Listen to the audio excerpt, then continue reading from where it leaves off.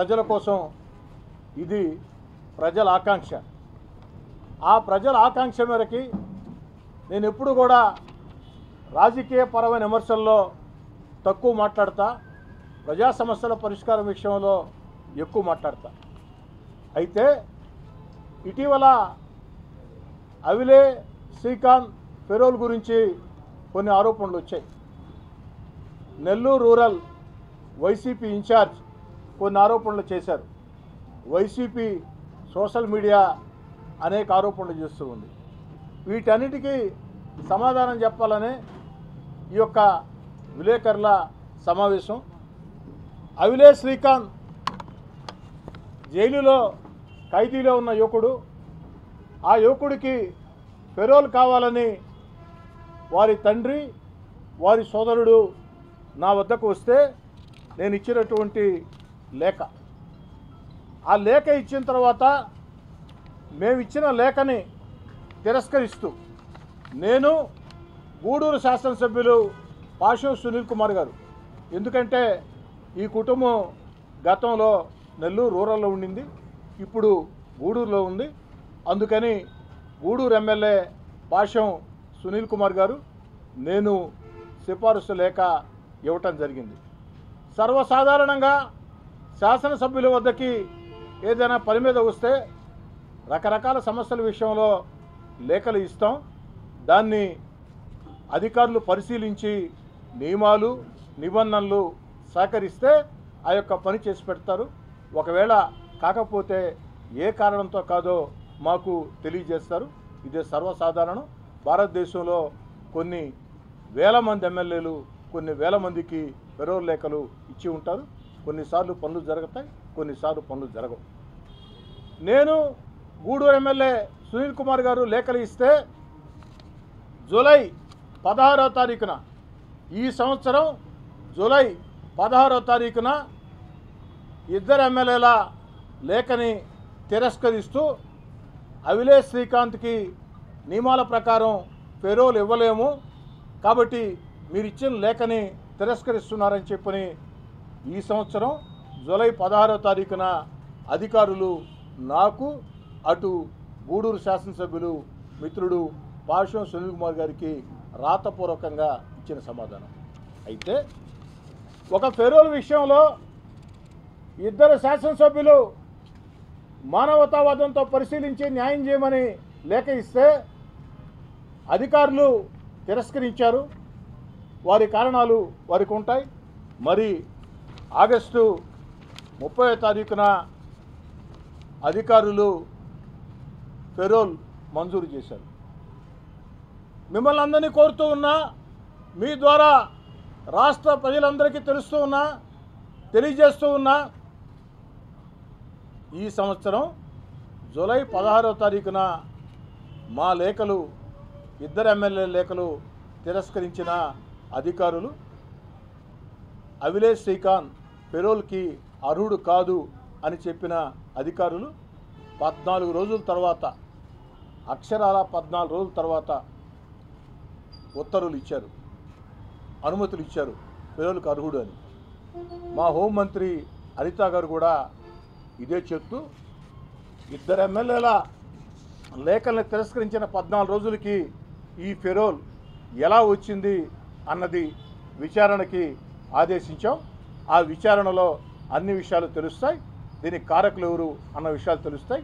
వారి మీద చర్యలు తీసుకుంటామని స్వయంగా హోంశాఖ మంత్రి గారే ఇప్పటికే చెప్పడం జరిగింది. మరి లేఖలు ఇవ్వటమే తప్పని రూరల్ వైసీపీ ఇన్ఛార్జ్ అన్నారు. అయ్యా, రూరల్ వైసీపీ ఇన్ఛార్జ్ లేదా వైసీపీ రాష్ట్ర సోషల్ మీడియా, వైసీపీ రాష్ట్ర నాయకులారా, లేఖలు ఇవ్వటమే తప్పు అయితే మరి వైఎస్ఆర్ కాంగ్రెస్ పార్టీ అధికారంలో ఉన్న వేళ వైఎస్ఆర్ కాంగ్రెస్ పార్టీ రాష్ట్ర నాయకులు వైఎస్ జగన్ రెడ్డి గారికి ఈ రాష్ట్రంలో అత్యంత సన్నిహితుడు చెవిరెడ్డి భాస్కర్ రెడ్డి, సూళ్లూరుపేట శాసనసభ్యులు కిలివేటి సంజీవయ్య, వారు ఇదే అవిలే శ్రీకాంత్కి, వేరే వారికి కూడా కాదయ్యా, ఇదే అవిలే శ్రీకాంత్కి లేఖ ఏ విధంగా ఇచ్చారు. వైఎస్ఆర్ కాంగ్రెస్ పార్టీ రాష్ట్ర నేతలారా, నెల్లూరు రూరల్ వైసీపీ ఇన్ఛార్జ్, సాక్షి టీవీ, సాక్షి పత్రిక రాలేదా? మా మస్తాన్ రెడ్డి గారు సాక్షి రాలేదా? ఇంకెవరైనా సాక్షి రిపోర్టర్స్ వచ్చినారమ్మా? సాక్షి ఛానల్ కానీ రారు, వచ్చారా? ఏరినైనా సాక్షి ఛానలా? ఒకరు బాగా తీసుకునైనా చేయుతున్నాయన ఒకసారి సాక్షి రిపోర్టర్ వచ్చున్నారు కదా, ఒక్కరోజు చెయ్యి బాగా పైకెత్తి దీన్ని బాగా షూట్ చేసుకోండి. ఆయన వైఎస్ఆర్ కాంగ్రెస్ పార్టీ రాష్ట్ర నాయకులు, సాక్షి టీవీ, సాక్షి పత్రిక, rural YCP incharge, YCP social media వ్యక్తులందరికీ మనం చూస్తూ ఉన్నా, ఇదే అవిలేష్ శ్రీకాంత్కి, చెవిరెడ్డి భాస్కర్ రెడ్డి, కిలివేటి సంజీవయ్య ఇచ్చిన లేఖలు గత వైఎస్ఆర్ కాంగ్రెస్ పార్టీ ప్రభుత్వంలో, ఆ లేఖలు ఆధారం చేసుకుని వారికి ఫెరోల్ కూడా అప్పుడు ఇవ్వటం జరిగింది. మా ప్రభుత్వంలో మేము ఇచ్చిన లేఖల్ని అర్హులు కాదని తిరస్కరించారు. తిరస్కరించిన 14 రోజులకి అనుమతులు ఇచ్చారు. ఎలా సాధ్యమని హోంమంత్రి అనిత గారు విచారణకు ఆదేశించారు. విచారణలో అన్ని విషయాలు కూడా బయటపడతాయి. అయితే చెవిరెడ్డి భాస్కర్ రెడ్డి కానీ, కిలివేటి సంజీవే కానీ ఇచ్చిన లేఖల్ని నేను తప్పు పట్టను. ఎందుకు తప్పు పట్టనంటే, ప్రజాప్రతినిధులుగా ఉన్నప్పుడు, ఎమ్మెల్యేలుగా ఉన్నప్పుడు ఆ యొక్క వ్యక్తులు సహాయం కోసం వస్తే లేఖలు ఇవ్వటం సర్వసాధారణం. ఆ లేఖల్ని ఆధారం చేసుకుని అధికారులు నియమాలకు అనుగుణంగా ఉంటే ఇస్తారు, లేకుంటే లేదు. కానీ ఫస్ట్ పేజ్ లేకుంటే లేదు. మరి ఈ సందర్భంగా మరో మాట అందరికీ చెప్తూ ఉన్నారు. జీవితంలో ప్రతి సంఘటన రాజకీయ నేతలకి ఒక అనుభవం. ఈ అనుభవం నాకు నేర్పించిన పాఠం, ఏది ఏమైనా భవిష్యత్తులో నేను ఎమ్మెల్యేగా ఉన్నంతకాలం ఎవ్వరికి ఫెరోల్ లేఖలు ఇవ్వను. సహాయం చేద్దాం. ఎందుకంటే ఎవరైనా వ్యక్తులు వస్తే వారి తండ్రో వారి తల్లో లేదా సమస్యల మీద వస్తే ఇస్తూ ఉంటాం. కానీ ఫెరోల్ విషయంలో వివాదం జరిగింది కాబట్టి మా లేఖలు తిరస్కరించి ఉత్తర్వులు ఇచ్చినా మా లేఖల్ని పదే పదే చూపించి మా లేఖల వల్లే వచ్చిందని ఆరోపించారు కాబట్టి సమాధానం చెప్తూ ఉన్నా. మా లేఖల వల్ల రాకున్నా ఇది ఒక వివాదం అయింది కాబట్టి ఈ యొక్క అనుభవం జీవితంలో ఒక పాఠం నేర్పించింది.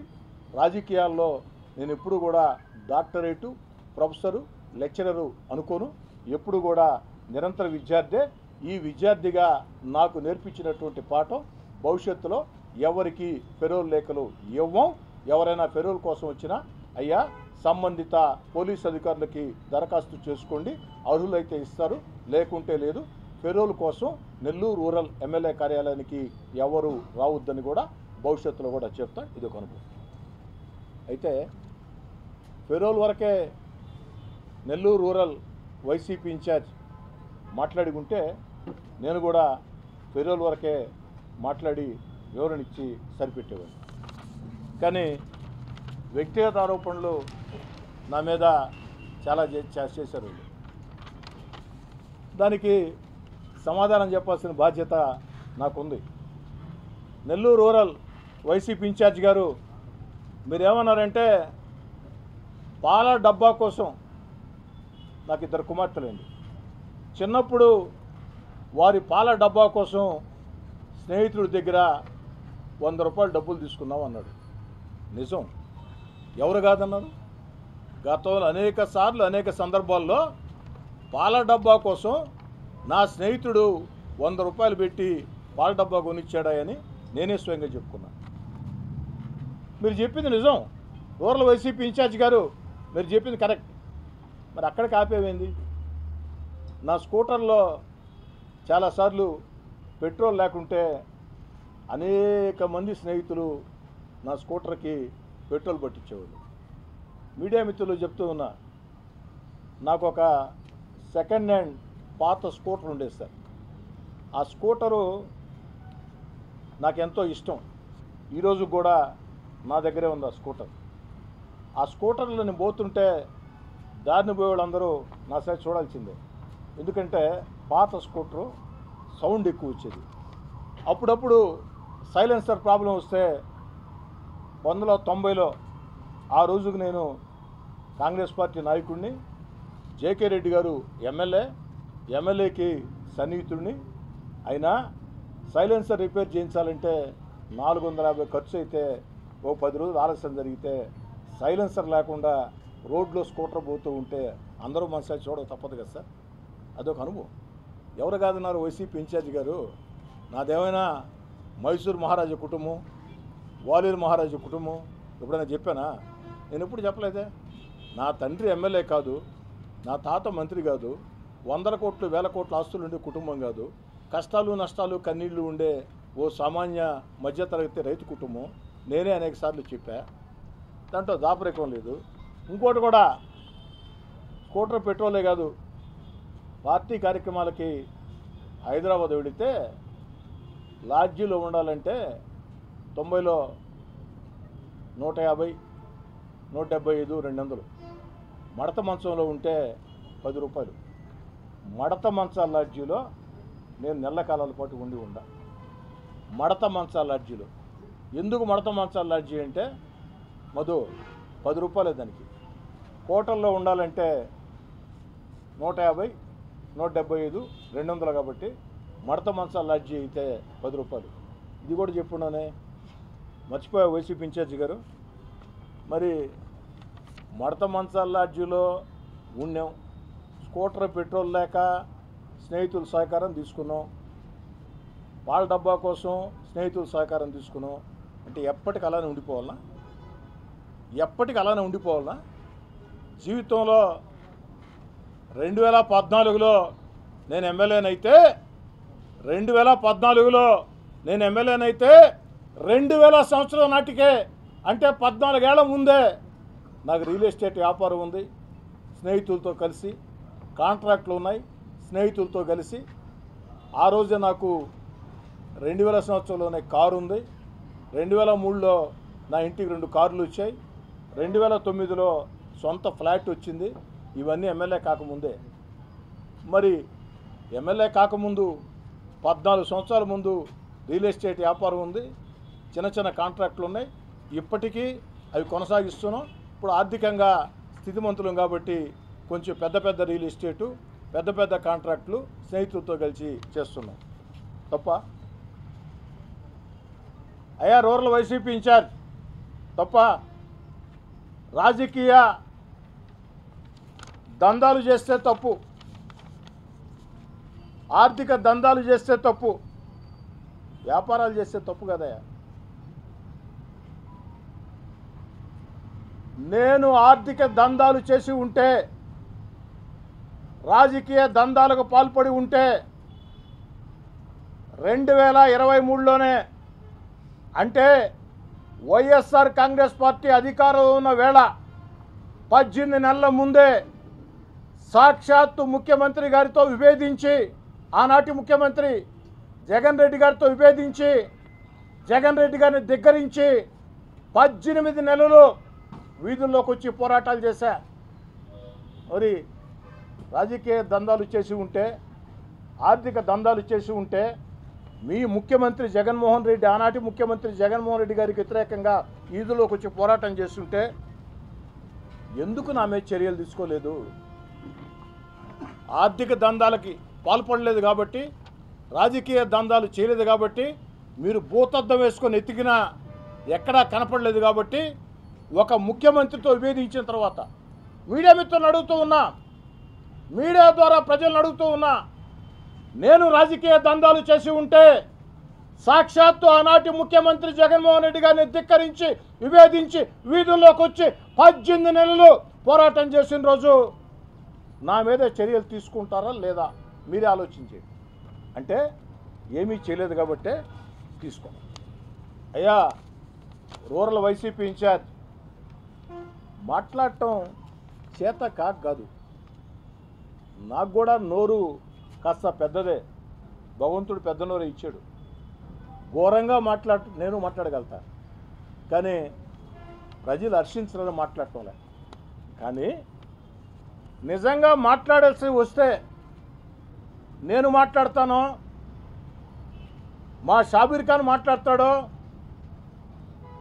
మా మదన్ కుమార్ రెడ్డి మాట్లాడతాడో, మా శంసుద్దీన్ మాట్లాడతాడో, లేక మా కరణం హజరత్ నాయుడు మాట్లాడతాడో, మా చక్కసాయి సునీల్ మాట్లాడతాడో, మా తమ్ముడు కోటంరెడ్డి గిరి మాట్లాడతాడో, ఎవరో ఒకరు మాట్లాడేస్తాం రోజు. మరి బరి తెగిస్తే మీరు ఏం మాట్లాడతామంటే 2004 నుంచి 2014 దాకా కాంగ్రెస్ పార్టీ అధికారంలో ఉన్న వేళ పేరుకు వివేకానంద రెడ్డి గారు ఎమ్మెల్యేనైనా ఇప్పుడు రూరల్ వైసీపీ ఇన్ఛార్జ్, ఆనాడు అధికార పార్టీ ఇన్ఛార్జిగా ఉన్నారు కదా అయ్యా. రూరల్ వైసీపీ ఇన్ఛార్జ్ 2004-2014 మధ్యలో ఆ 10 ఏళ్ళు అధికార పార్టీ ఇన్ఛార్జిగా మీరున్న వేళ ములుమూడి, దొంతాలి, కనుపర్తిపాడు హత్యల గురించి మాట్లాడదాం, ఇసుక స్మగ్లింగ్ గురించి మాట్లాడదాం, గ్రావెల్ స్మగ్లింగ్ గురించి మాట్లాడదాం, రియల్ ఎస్టేట్ దందాల గురించి మాట్లాడతాం. మీరు మాట్లాడండి. ఎక్కడైనా నా గురించి మాట్లాడాల్సి వస్తే మీరు మాట్లాడండి, సమాధానం చెప్తాం. నేను మాట్లాడటం ప్రారంభిస్తే ఇవన్నీ కూడా మాట్లాడతాం. ఆఖరికి అయ్యా రూరల్ వైసీపీ ఇన్ఛార్జ్, నీకు నాకు మధ్య ఒక సంభాషణ జరిగింది, సభ్యత కాదు కాబట్టి ఆ సంభాషణ బయట పెట్టడం. ఏమిటి ఆ సంభాషణ అంటే 2 కోట్ల డబ్బు. ఏమిటి ఆ సంభాషణ అంటే 2 కోట్ల డబ్బు. ఆ 2 కోట్ల డబ్బు గురించి కూడా మాట్లాడదాం.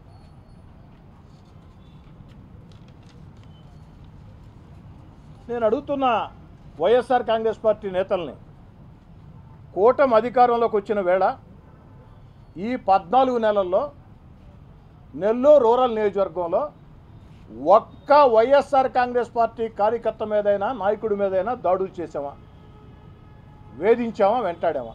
ఒక్క సంఘటన. తెలుగుదేశం పార్టీ కూటమి అధికారంలోకి వచ్చి 14 నెలలైంది. ఈ 14 నెలల్లో నెల్లూరు రూరల్ నియోజకవర్గంలో ఒక్క వైఎస్ఆర్ కాంగ్రెస్ పార్టీ కార్యకర్త మీద నాయకుడి మీదనైనా దాడులు చేశామా, వేధించామా, వెంటాడామా? ఒక్క సంఘటన చెప్పమని అడుగుతూ ఉన్నా.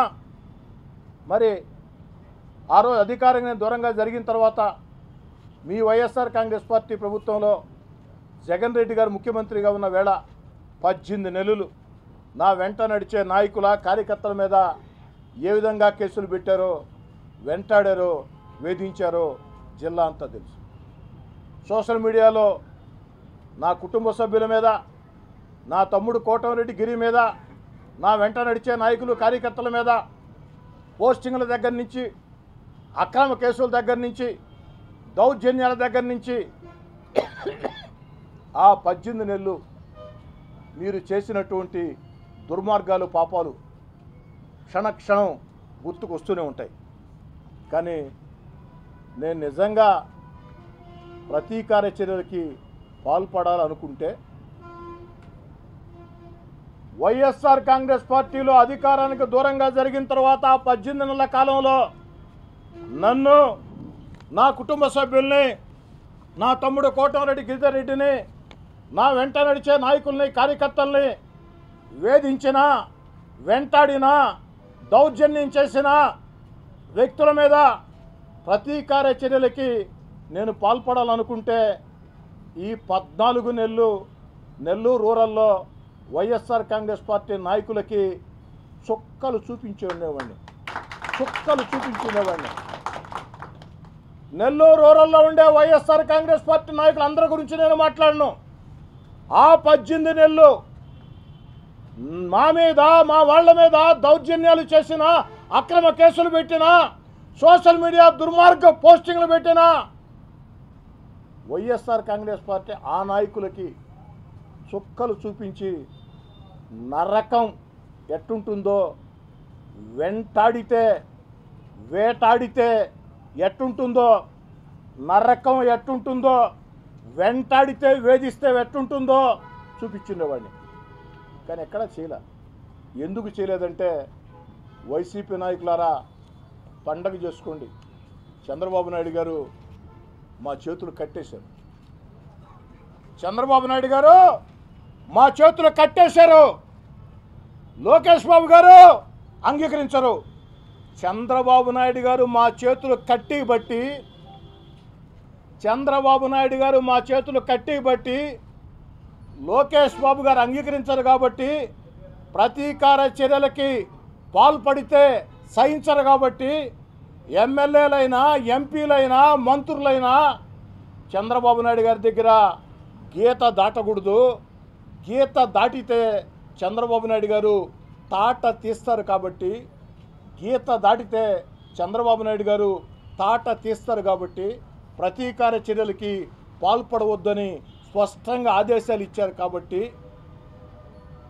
వారి ఆదేశాలని తూచా తప్పకుండా పాటిస్తూ చేతులు కట్టేసుకుని మా చేతులు కట్టేశారు కాబట్టి ఉన్నాం.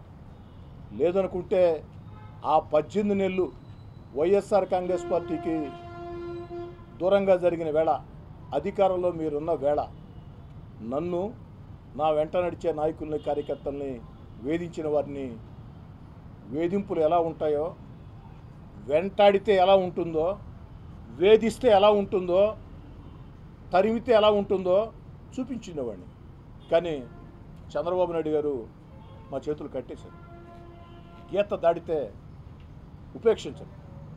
యథా రాజా తదా ప్రజ. మా నాయకుడు చంద్రబాబు నాయుడు గారు మాకు ఆదేశాలు ఇచ్చారు కాబట్టి, నాకే కాదు రాష్ట్రంలో ఉండే తెలుగుదేశం పార్టీ కూటమి వాళ్ళకి, చంద్రబాబు నాయుడు గారైనా, పవన్ కళ్యాణ్ గారైనా, లోకేష్ గారైనా స్పష్టంగా చెప్పారు కాబట్టి ఎక్కడా కూడా చట్టవిరుద్ధమైన పనులు, ప్రతీకార చర్యలకి మేము పాల్పడే అవకాశం లేదు. ఎందుకంటే మా నాయకుడు అంగీకరించారు కాబట్టి, నాయకుడు ఆలోచన ప్రకారం నడుచుకోవాలి కాబట్టి. ఇక ఆనాటి నా పేదరికాన్ని అవహేళన చేస్తూ మాట్లాడాడు రూరల్ వైసీపీ ఇన్ఛార్జ్. ఇందాకే చెప్పే సమాధానం అన్నిటికీ మళ్ళీ కూడా చెప్తున్నా. నా జీవితంలో నాకు సాయం చేసిన వ్యక్తులు ఎంతోమంది ఉన్నారు.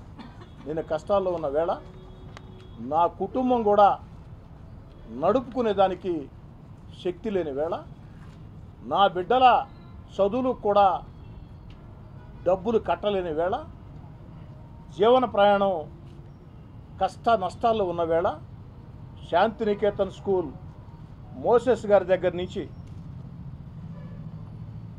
గుంటూరు చెందిన నెల్లూరు వాస్తవ్యుడు అంబటి వేణుగోపాల్ రెడ్డి దాకా,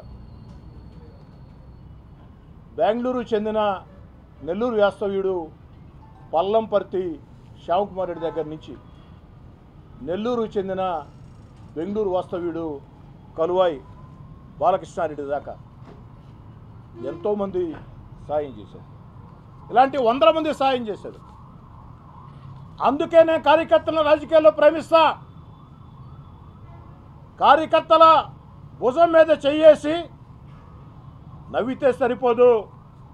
ఓ రాజకీయ కార్యకర్త, రాజకీయ నాయకుడికైనా పార్టీకైనా అత్యంత ముఖ్యం ఆ రాజకీయ వ్యామోహం వెనుక, ఆ తెల్ల సొక్క వెనుక, ఆ రాజకీయంగా తిరిగే కార్యకర్తల ఇంట్లో ఉండే బాధలు, నష్టాలు, కష్టాలు, కన్నీళ్లు నా జీవితంలో అనుభవించాను. కాబట్టి కేవలం కార్యకర్తల్ని భుజం తట్టి శభాష్ అంటే కుదరదు. జెండా మోసేదానికి కార్యకర్త, పోలింగ్ బూత్లో ఏజెంట్ కార్యకర్త, నాయకుడు వీధుల్లోకి పోతే జనాల్ని సమీకరించేదానికి కార్యకర్త, ఎన్నికలు వస్తే నాయకుడికి జిందాబాదులు చెప్పేది కార్యకర్త, కార్యక్రమం విజయవంతం కావాలంటే కార్యకర్త, పార్టీ కార్యక్రమాలకు పిలుపునిస్తే విజయవంతం చేసేది కార్యకర్త. ఆ కార్యకర్త, రాజకీయ కార్యకర్తలందరూ బ్రహ్మాండంగా ఉంటారని ఒక అభిప్రాయం. అది అబద్ధం.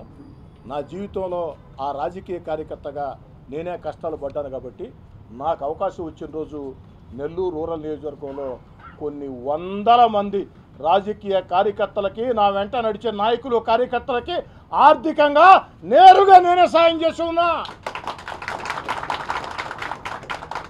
కార్యకర్త భుజం మీద చెయ్యేసో, బొగ్గగిల్లో, పొట్టదట్టో శబాష్ అంటే కుదరదు.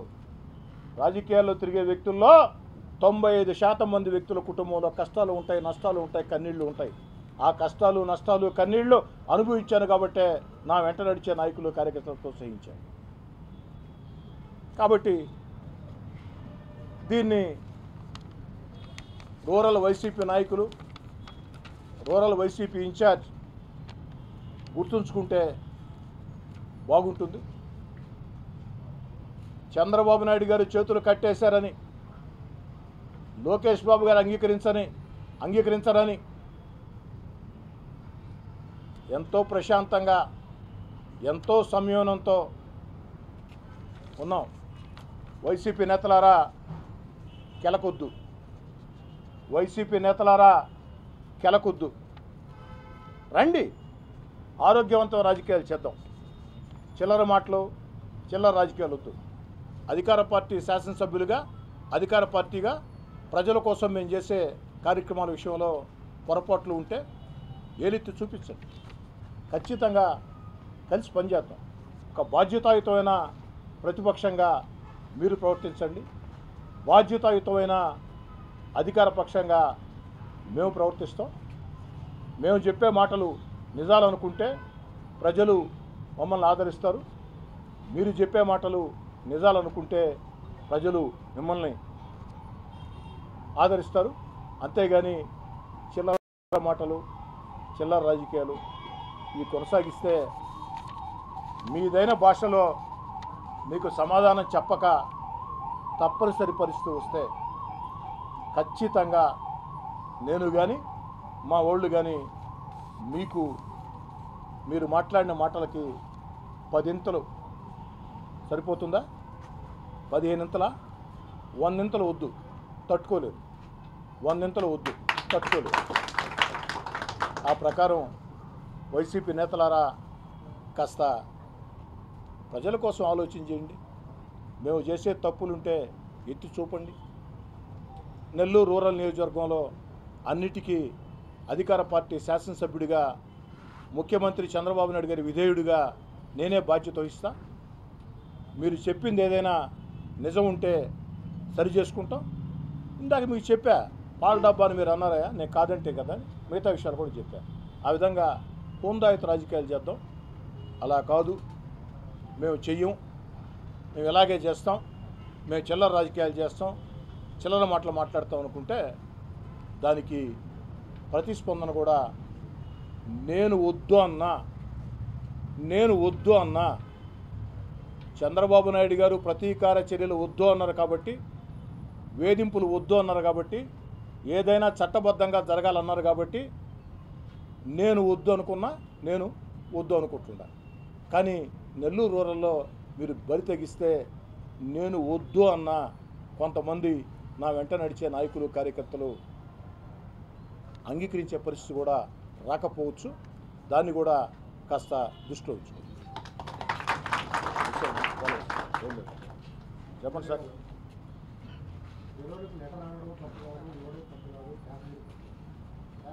శ్రీకాంత్ 2014లో నేను ఎమ్మెల్యేనయ్యా. నాకు తెలిసి అప్పటికే శ్రీకాంత్ జైల్లో ఉన్నాడు. అప్పటికే జైల్లో ఉన్నాడు. ఓటర్ కూడా కానట్టే కదా. నన్ను ఇష్టపడే కుటుంబాలు ఉంటాయండి. నెల్లూరు నగర, రూరల్ జిల్లా అంతా కూడా ఉంటాయి. నేను పరిచయం ఇష్టపడతారు, కొంతమంది ఇష్టపడరు, రెండు ఉంటాయి. ఇష్టపడేవాళ్ళు ఎందుకు ఇష్టపడతారంటే వాడు కారణం చెప్పాలా, ఇష్టపడిన వాళ్ళు ఎందుకు ఇష్టపడరంటే వాడు కారణం చెప్పాలి.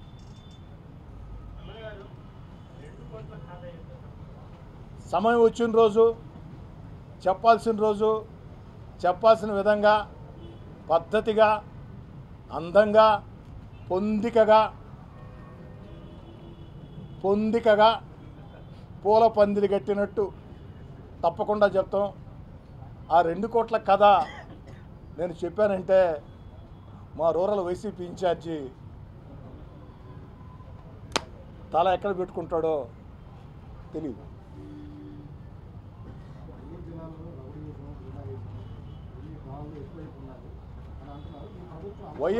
వైఎస్ఆర్ కాంగ్రెస్ పార్టీ ప్రభుత్వంతో పోల్చుకుంటే ఈ ప్రభుత్వంలో పోలీసులు చాలా కఠినంగా వ్యవహరిస్తూ ఉన్నారు, కఠిన చర్యలకు పాల్పడుతూ ఉన్నారు, రౌడీల్ని గూండాల్ని ఉక్కు పాదంతో అణిచివేస్తూ ఉన్నారు. ఒకటి అర్థం చేసుకోండి మీరు, ఫెరోల్ వచ్చింది, సత్ప్రవర్తన లేకుంటే ఫెరోల్ రద్దు చేస్తూ ఉన్నారు. ప్రవర్తన బాగాలేదు కాబట్టి 5 రోజుల్లో ఫెరోల్ కూడా రద్దయింది. ఆ ప్రభుత్వానికి ఈ ప్రభుత్వానికి ఉన్న తేడా. సార్ ఇంకా చెప్పండి సార్, మీరు ఎన్ని క్వశ్చన్లు అడిగినా నేను రెడీగా ఉండా. ఏ సురేష్ గారు, ఏ సార్ కొనార్క్ గారు, దానికి ఏం చేద్దాం సార్? పోలీస్కి సలహా చెప్పి పంపిద్దాం. ఇప్పుడు లేఖలు ఇస్తాం, లేఖలు ఇస్తే వివాదం చేస్తుంటారు. అందుకే ఇలాంటి విషయాల్లో, వివాదాస్పద విషయాల్లో, ఫెరోల్ విషయం కావచ్చు, ఏదైనా ఇలాంటి ఇష్యూలు ఏదైనా ఉంటే సలహా చెప్పి పోలీస్ స్టేషన్కి పంపిద్దాం.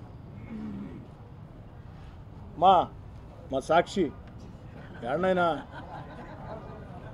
సాక్షి